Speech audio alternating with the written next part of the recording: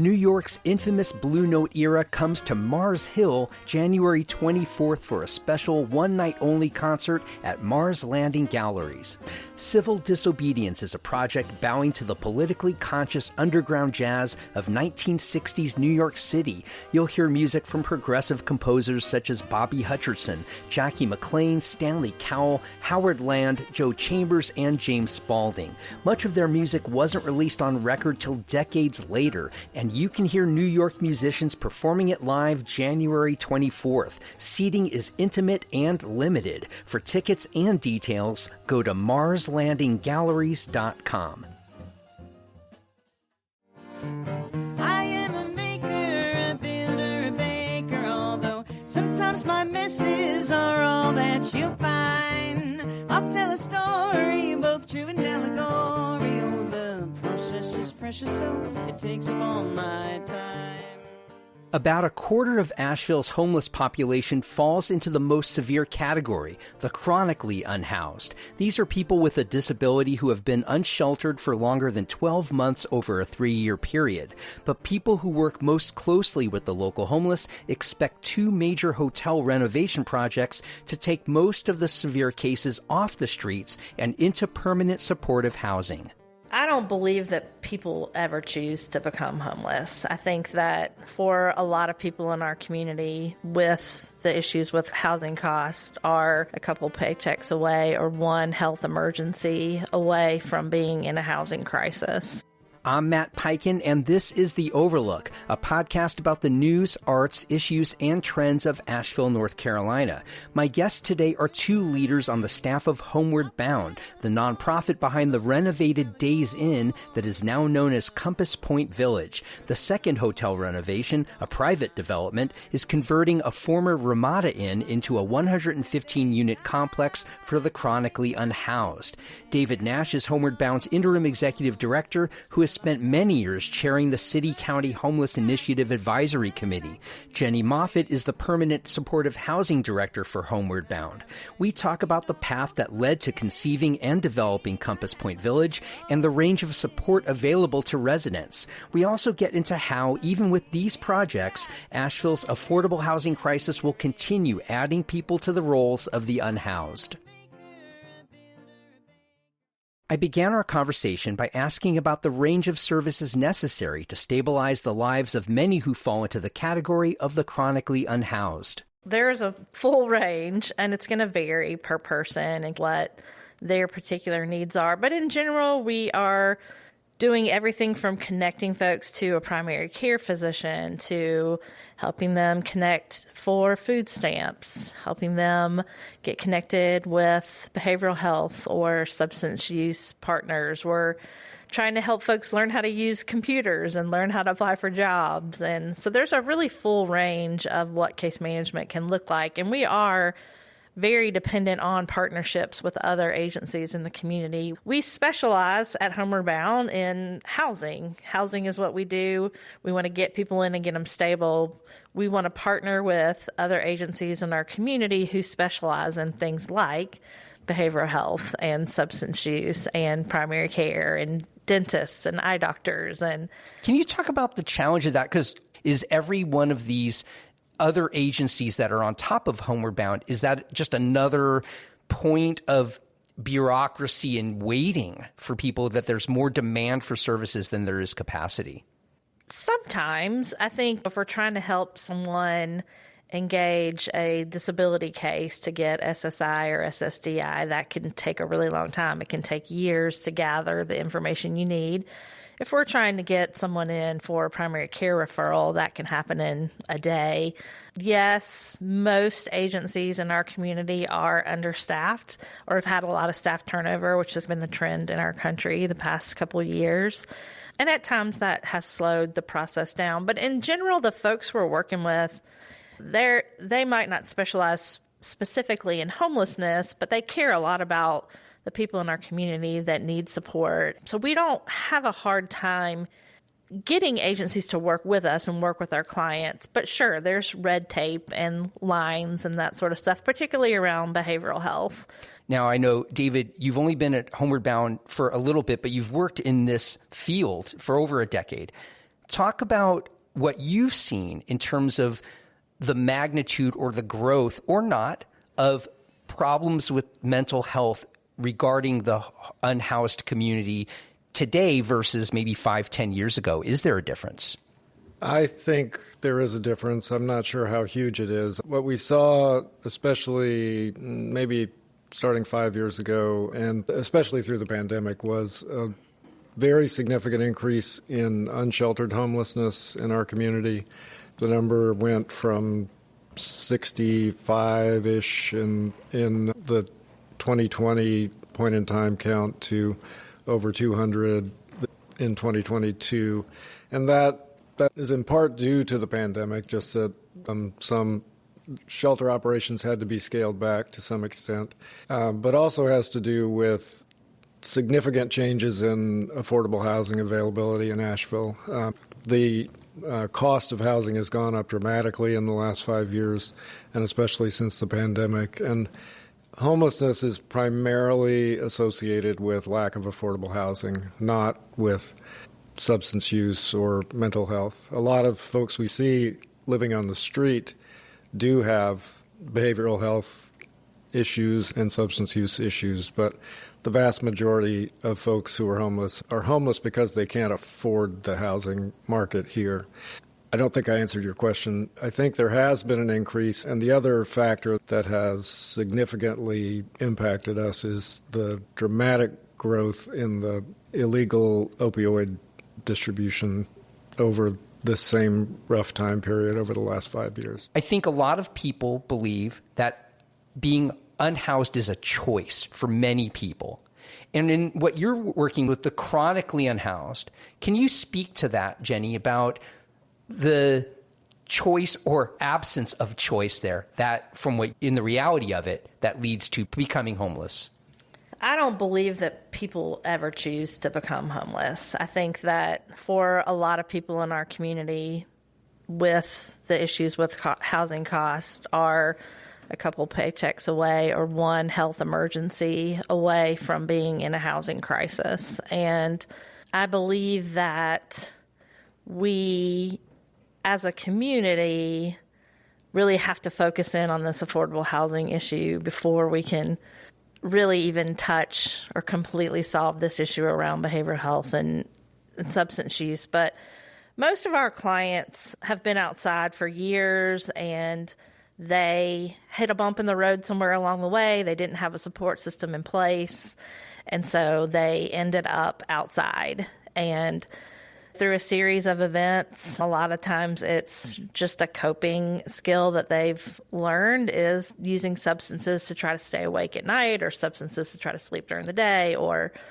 years of sleeping on benches and on the ground, and your body starts to deteriorate and hurt. So a lot of times these folks aren't necessarily choosing to use, and they're also not, in most cases, I've not worked with anyone that has ever said, I chose to be homeless. This was my dream, to live outside for the rest of my life and not have clean water and not have a place to store my food. Yeah. Did you read the story in the New York Times? It was a long feature article just about a week ago about a woman in Seattle or outside of Seattle who was earning $72,000 a year and living out of her car because she couldn't afford, touching on what you're talking about, David, the key here, affordable housing, that she just couldn't afford a place to live where she lives. And so she'd been living out of her car with her daughter it was an adult daughter for a few months at that point.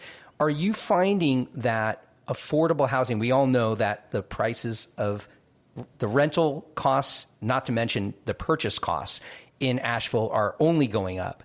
Are you finding situations where many of your clientele, the unhoused, are working, that they are functional in that sense, but just still cannot find a place within their price range to live? Is that an everyday reality here? I think that is an everyday reality broadly in the community. I think the clients that Homeward Bound primarily works with are folks who have been homeless for a long time, and that group does tend to be folks who have either developed mental health or physical health conditions while homeless or had them before they started. But there are a lot of people out there who are living doubled up with others, who are, I don't know how to quantify the number who are living in their cars, but I think, particularly the other factor in Asheville, and I think across the country, is short-term rentals. When short-term rentals started coming in, we saw a dramatic reduction in the sort of naturally occurring affordable housing in our community, and that hurts people at the margins the most, the people who are living paycheck to paycheck. To be clear here, just to be clear, that you're talking about, so short-term rentals like Airbnb and the like, that they take away housing stock and drive up the prices of rentals? Correct.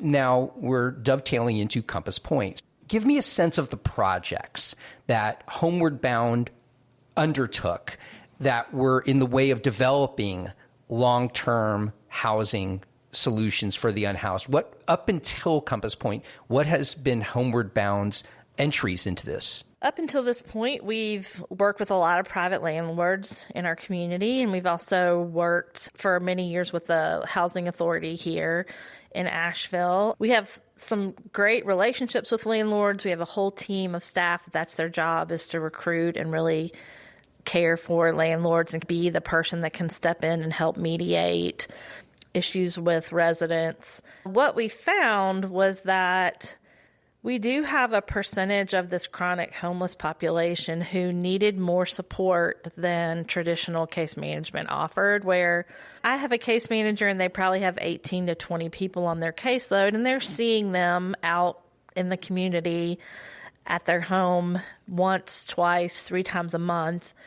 There was a group of folks who needed to be able to have more frequent case management, that needed support around guest management. A lot of times, if you've been homeless and you have camped or sheltered with other people that are part of your homeless community, those are your people. And so when you get housing, the people that you have camped with would potentially come to visit, and maybe they stay longer than you would like them to stay. Or I feel like I owe this to the people that I've been camping with, and we've done each other favors. And so sometimes units got to a point where there were just too many people in there. And so one of the things that we did in 2017, and we partnered with the housing authority at that point with David, and we master leased an apartment complex that the housing authority owns on Woodfin Street. And we tried this idea of having supportive services on site. As we moved people in, their case managers were on site. We also offered 24-hour access control to the building by having some safety advisors on staff who are able to check guests in. And also we were able to control a little bit better who was coming in and out of the building. A lot of these folks are really vulnerable to be taken advantage of, and so part of this is a way to try to keep folks safe. More after this.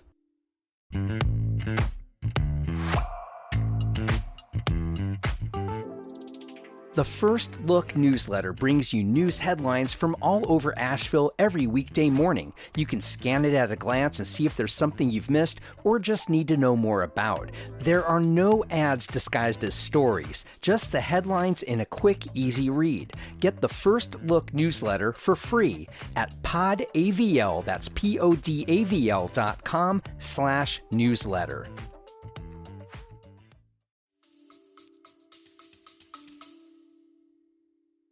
So, David, talk about this development on Woodfin Avenue. Describe it to me and what purpose it served. Yeah, Woodfin Apartments is right at the corner of Market Street and Woodfin, and it's an 18-unit apartment building with, I think they're all one-bedroom units. There may be some efficiencies. The Housing Authority received funding in the early 2000s to acquire and renovate that property. It was specifically special needs housing assistance from the North Carolina Housing Finance Agency. So from the time it opened in 2006 until the current day, it's been primarily focused on serving people experiencing homelessness. The idea of a focused approach with on-site case management and with access control with essentially security staff on the property came up more recently in around 2017, and that's when that collaboration started. And was this a first of its kind in this region? It was in Asheville. First of its kind for Asheville, Buncombe County. There are other communities across the country that are doing similar things. We, as an agency, worked pretty closely with another agency in Charlotte that had been doing a similar project. So we started this Woodfin collaboration and quickly saw that it really did help folks stabilize.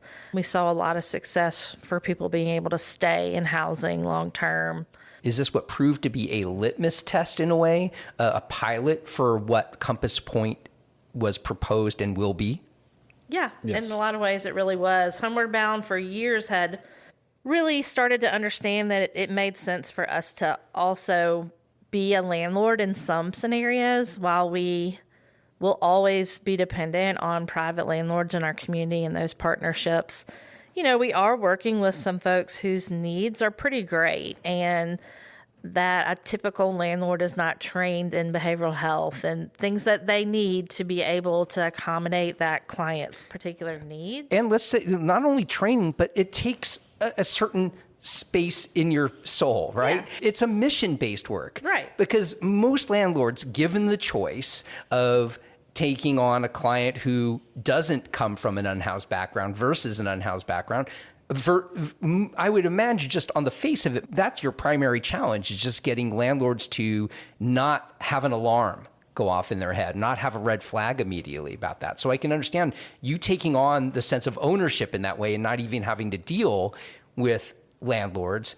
This presented itself. Talk about how Compass Point, the genesis of it, even developed. It sounds like Homeward Bound had an interest around doing something like this, maybe even before the Days Inn became available. Is that true? Or was it the availability of the Days Inn that made you say, aha, here's our opportunity?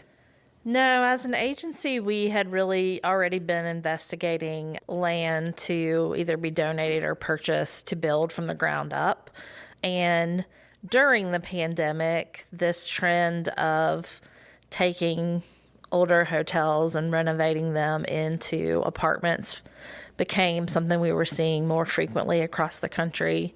So we had architectural plans ready for building from the ground up. And so it was... Oh, so you were looking at land to start totally from the ground up. We were. Wow. And it made sense to really consider this property that already existed on Tunnel Road, partially because of where it's located and that it was not downtown, but still pretty convenient to downtown and services that our folks use regularly.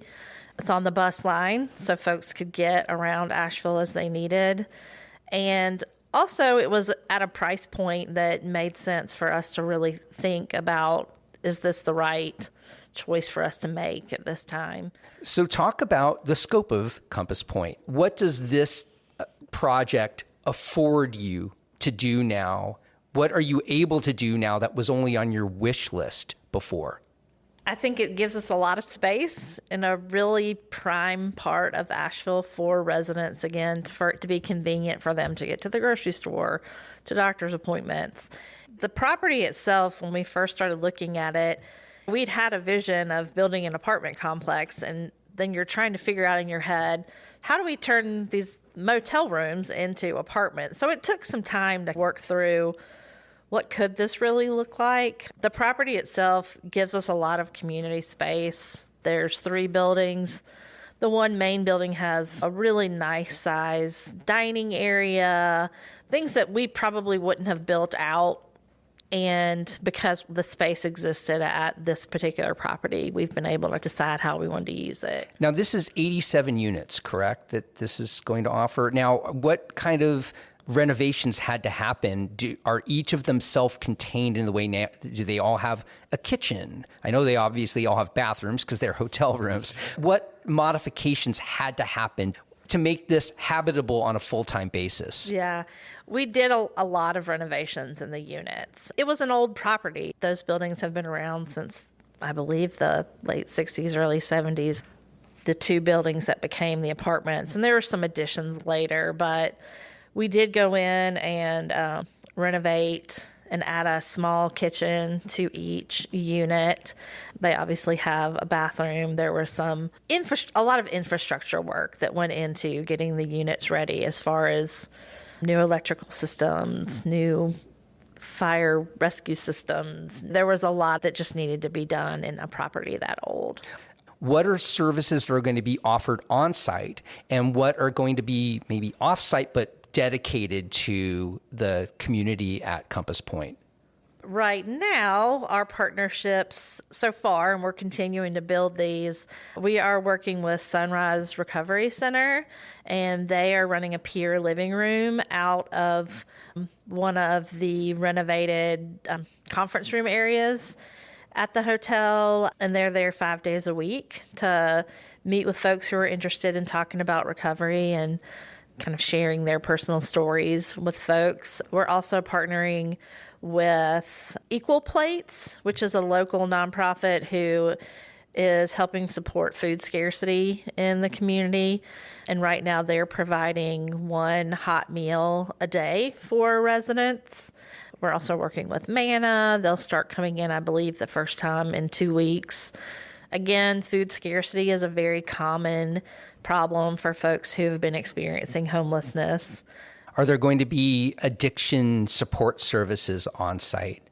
Part of that is what Sunrise is there to do. They're there to talk about folks about recovery, to offer groups and help folks if they need to go into detox or that sort of thing, to help navigate that process with them. Our case managers also know the systems in our community pretty well to help folks in those areas. Right now, we just started partnering with Appalachian Community Health Center for medical support there. So their van came this past Monday for the full day, and we'll be coming every other week for a while. Again, to just try to get folks connected with the care they need there. How does Compass Point compare or contrast to what the Woodfin apartments are? Compass Point is a huge expansion of what Woodfin was able to provide. So there are 85 rental units, 87 people, as you mentioned, at Compass Point, and there were 18 at Woodfin Apartments. There was no significant space for community services at Woodfin. It was basically a small entryway and elevator and stair, some hallways in a relatively small apartment building. At Compass Point, it's a much broader. In addition to the residential units, there are units that have been renovated for medical clinic. There's an office, a visiting space for these peer counselors who can work with people on substance use. And then there are at least 2 or 3 other spaces that additional partners could use for behavioral health services and that sort of thing. And there's space for all of the Homeward Bound staff who are supporting the residents and other Homeward Bound staff who need to be there. So they are all in one location, or almost all, not the whole agency, but a significant number of support staff in one location with room for supportive services by other agencies and the folks being able to live there. We haven't talked too much about the resident safety advisors. There's 24/7 security at the front desk to make sure that people coming in are, guests that the residents want to see, and just to keep the residents safe in their units. Is there a certain accountability among the tenants there beyond just what would be a typical rental? You pay your rent every month and you have your key, you come and go as you want when you rent an apartment.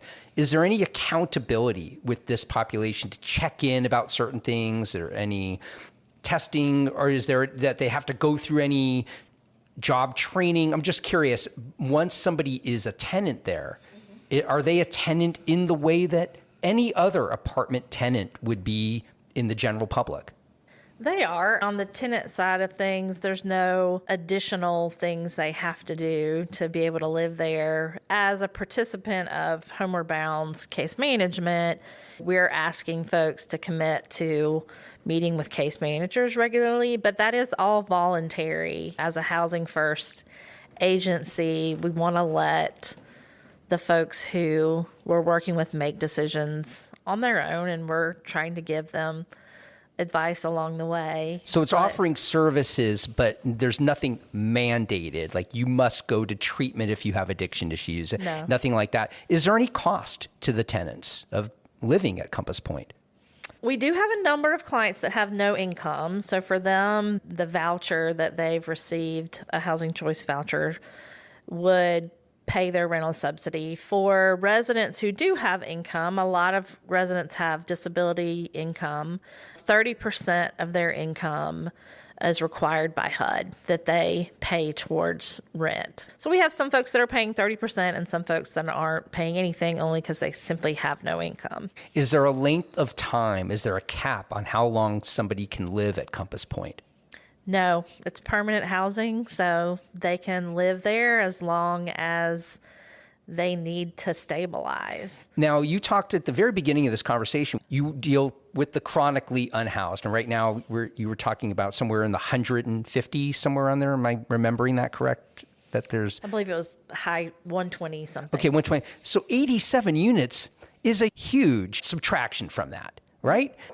How long will it take you to fill up your housing? I understand people are already moving in. Yeah. We're about halfway there right now. We have about half capacity. By the end of the first week in November, it'll be at 100% capacity. Now, we're talking about roughly 2/3 of the chronically unhoused population. There's still some people who won't have housing through that. Is there competition? Like, how do you choose from person A from person B? How does that happen?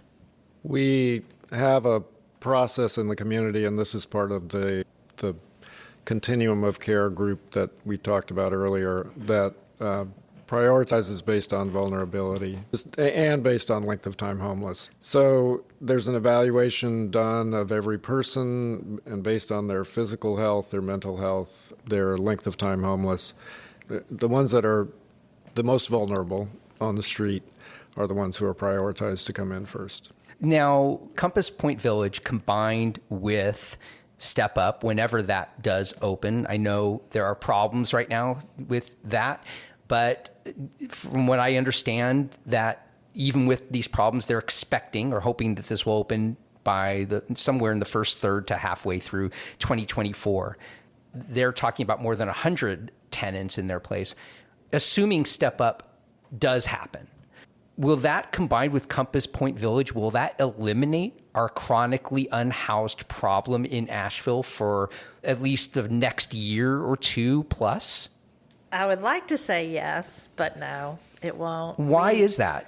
Partially because that point in time number that we counted chronic is a little low. Again, it's not easy to track everyone down who's experiencing homelessness in one night and get an accurate count. Our community does the very best they can, but we are seeing more people enter into homelessness than we have in previous years because of cost of living in our community and cost of housing. And so our day center that we run on North Ann Street, A-Hope, they're seeing an increase in volume. Even with Compass Point, yes, we are making a significant dent in the current unhoused, chronically homeless population. And Step Up's project will also make a significant impact. But our community needs at least 2, maybe 3 or 4 more of this type of project for us to really get to a point where we are ahead of the curve on trying to get folks into housing fast enough that they never reach the point of chronically homeless. So it seems like even though right now, correct me if I'm not characterizing this correctly, that this train of the unhoused is only going faster. There's more and more. You're catching up to it with Compass Point Village, and Step Up will help and maybe even get ahead briefly. But you're saying this is unabating. The affordable housing issue is continuing to be only more and more of an issue, and that we need in this community 2 or 3 more Compass Point Villages to happen to really get a handle on this. What are your next steps beyond running Compass Point Village, which is going to be a tremendous challenge, I imagine, going to be a focus of your staff and its capacity? What are next steps for Homeward Bound? I think you've identified the next step, which is getting Compass Point Village up and running and finishing up some few things to be done on the construction phase of that. I think as a community, we do need to start planning for the next permanent supportive housing, whether that's a hotel conversion or some other option. And I know that right now the city and county are focusing on developing a high-access shelter, looking permanently toward that, which I think is important. And we need to also be looking toward the next permanent supportive housing option. Our First Look newsletter gives you just a handful of daily headlines from around the local media landscape to get you on your morning. We also have a weekly newsletter devoted to all things The Overlook that hits you every Friday. Both are free and available at podavl.com/newsletter. I want to thank my guests today, David Nash and Jenny Moffat of Homeward Bound. Our conversation happened inside the BB Theater in downtown Asheville. The owners, Susan and Giles Collard, have been so gracious enough to allow me to record my interviews there. Our theme music for The Overlook, Maker's Song, comes courtesy of the Asheville band The Resonant Rogues. The Overlook is a production of Podcast Asheville. New episodes come out every Monday, Wednesday, and Friday wherever you get your podcasts. You can find us on any social media channel at AVL Overlook. And I'll see you on the next episode of The Overlook with Matt Peiken. Curious how the word y'all has conquered the English-speaking world? Ever wonder why there are so many dollar stores and what they mean to the American landscape? I'm Anissa Khalifa, host of the new podcast, The Broadside, from North Carolina Public Radio. We explore stories at the heart of the American South.